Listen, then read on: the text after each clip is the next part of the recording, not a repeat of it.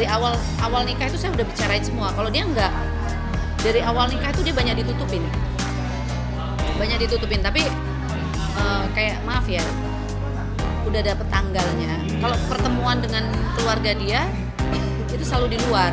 Aku bilang, ayo, kamu kan udah tahu kampungku, udah tahu orang tuaku, udah tahu semuanya. Aku bilang gitu, ayo dong, kapan kamu ajakin rumah aku gitu, apa ke rumahmu? Iya nanti gitu. Padahal udah mau nikah tuh kan, udah dapet tanggal. Terus pas itu ya kayaknya kurang 2 minggu tuh saya baru diajak ke rumahnya. Gitu, diajak ke rumahnya ya, maaf ya agak shock, tapi ya udahlah, udah resiko saya udah, karena saya mencintai orangnya ini gitu. Saya mencintai orangnya, jadi mencintai orangnya.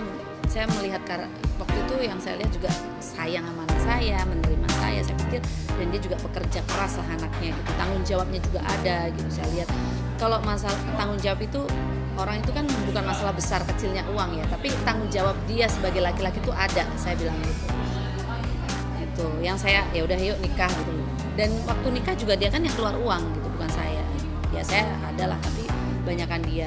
Makanya waktu dia bikin, saya sangat kaget kalau curhat mungkin dengan sahabat saya nggak masalah. Ini dengan orang yang kamu baru kenal, dan ini orang bahaya gitu diajak ngomong gitu loh.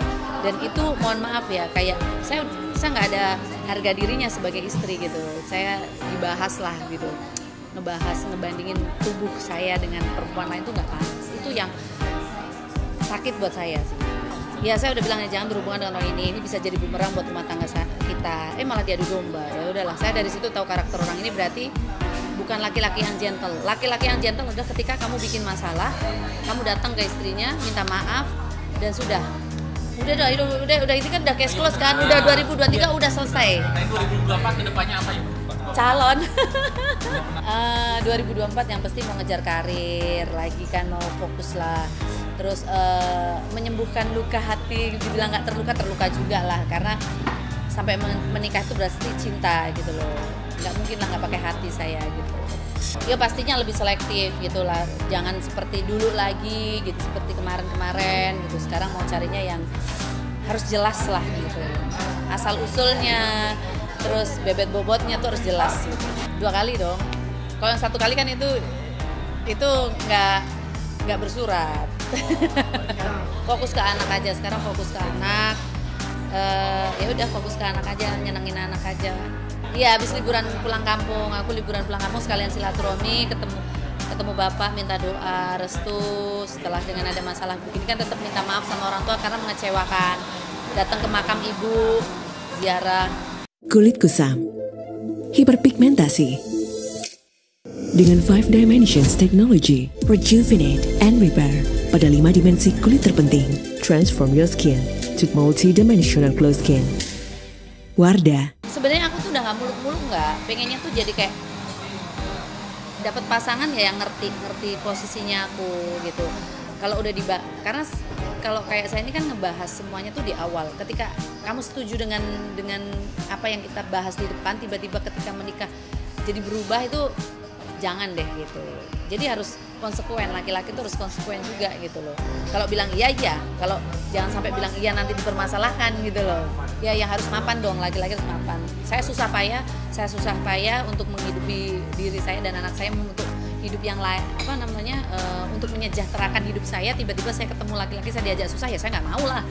Itu saya nggak mau gitu. Kalau saya diajak laki-laki diajak susah, ya nggak mau. Saya aja susah payah kerja untuk menyejahterakan hidup saya dan anakku, kok tiba-tiba saya malah bawa orang baru untuk saya susah, ya jangan. Harus mapan lah, laki-laki harus mapan, harus punya kerjaan. Nggak harus kaya sih, yang penting mapan. Standarnya orang hidup aja lah gitu. Harus single. Single itu kan bisa nggak, maksudnya single itu bisa jadi bujangan atau duda, yang penting bukan punya orang. Jelas. Kan sekarang juga banyak kan duda-duda. Pengusaha bus. Halo Mas. Enggak, itu temen ya. Dulunya tuh sempet deket. Dulu sempet deket tuh 2018 2018. Waktu itu kan saya juga baru 1 tahun pisah ya. Jadi lagi hidup habis berantakan, saya lagi benahin hidup, benahin hati gitu. saat itu kan habis drop banget lah gitu, lagi gimana ya caranya nguatin hidup dulu deh gitu. Sedangkan dia dulu masih bujangan, bener-bener bujang, belum pernah nikah kan. Saya bilang janganlah Mas, kamu cari yang single gitu kan, yang standar buat kamu. Kalau sama aku terlalu jauh. Udah gitu aku janda punya anak, aku juga hidupnya lagi kacau gitu. Udah terus dia nikah